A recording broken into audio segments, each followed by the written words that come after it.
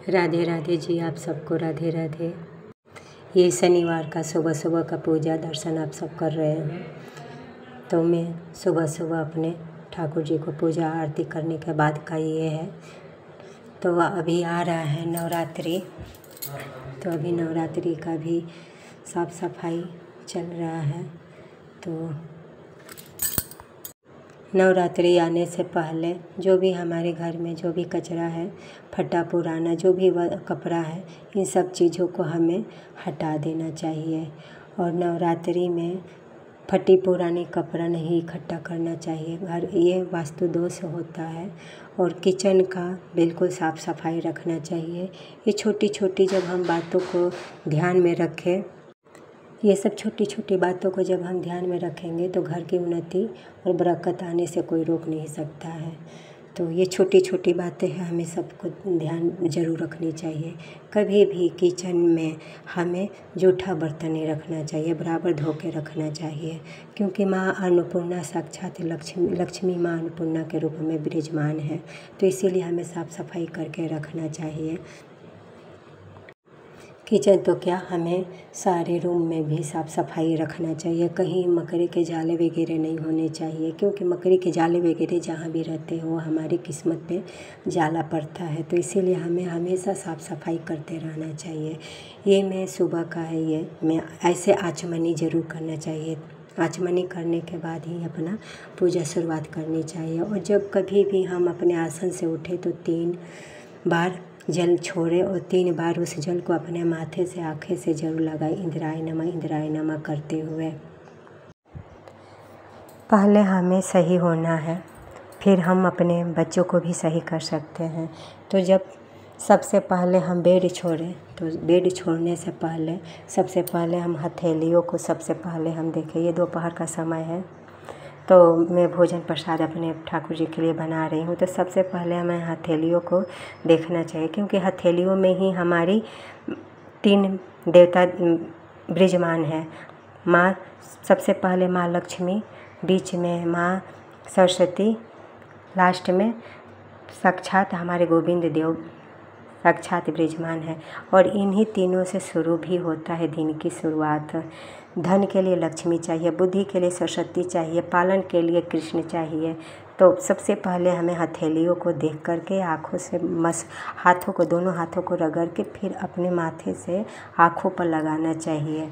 ये छोटी छोटी गलतियों को हमें देखना है।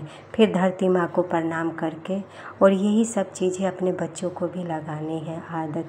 डेली 1 लोटा जल अपने बच्चों से भी दिलवाए, खुद हमें भी 1 लोटा जल डेली देना चाहिए।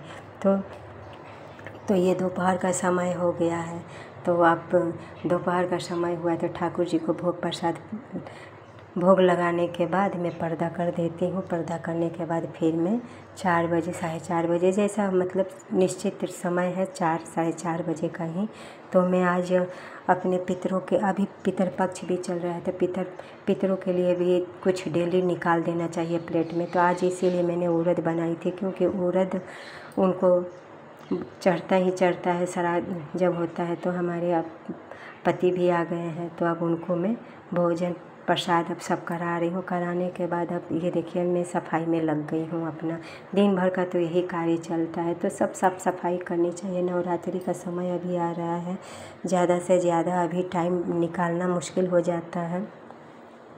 तो साफ़ सफाई करें। अपने दरवाजे पे सुबह और शाम डेली 1 दीपक ज़रूर जलाएं। सुबह ना भी जलाए तो देहली पूजन ज़रूर हमें करना चाहिए, और 1 दीपक शाम के समय ज़रूर रखना चाहिए। और अपने घर में दोनों समय घी की दिया बत्ती ज़रूर होनी चाहिए, क्योंकि घर कितना ही भी सुंदर हो, अगर उसमें सजावट नहीं है तो अच्छा नहीं लगता है। घर कितना ही भी सुंदर हो, उसमें मंदिर नहीं है, भगवान की सेवा पूजा नहीं होती हो तो किस काम की। लेकिन घर है, मंदिर भी है, तो वहाँ हमें सुबह और शाम दोनों समय डेली आरती करनी चाहिए, धूप बत्ती दिखानी ही चाहिए। कहीं भी आप देखिए पूजा सेवा होता है तो हमारी मन कितनी अच्छा लगता है और शांत दिमाग होता है। हम कहीं भी थके भी रहते हैं तो थोड़ा 5 मिनट जाते हैं प्रभु के पास, उतना ही में हमें कितना सुकून मिलता है, आप सबको भी पता होगा।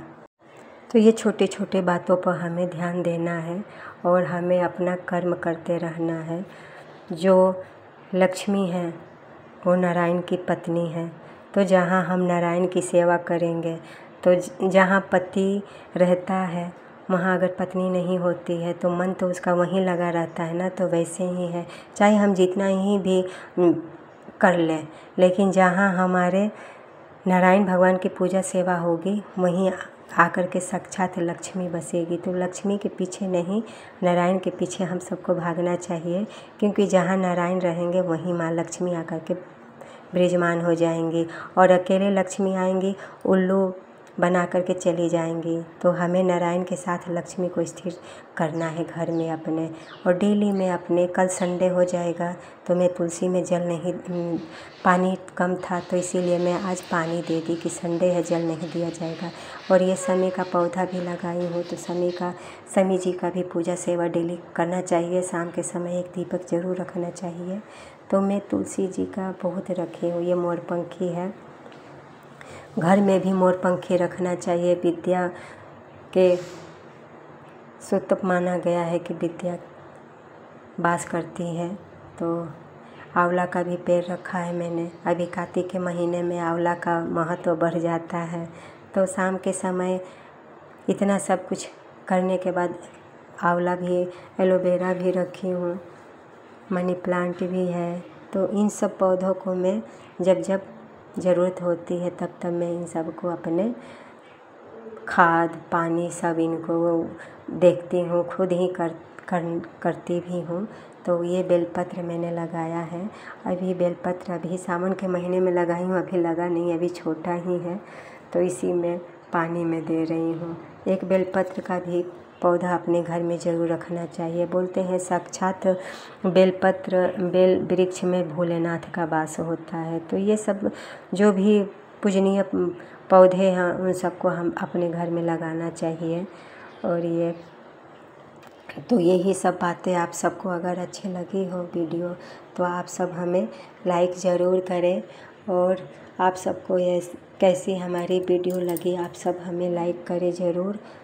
और मैं थक गई थी तो अब शाम के समय है, तभी पूरा त्यौहार आने ही वाला है, तो काम तो है ही, डेली का काम है। तो इतना सब कुछ करने के बाद थोड़ा सा मैंने पानी पिया, चाय पी, और पीने के बाद फिर मैं नहा करके आई और आने के बाद अपने मंदिर में ठाकुर जी की सेवा में फिर मैं लग गई।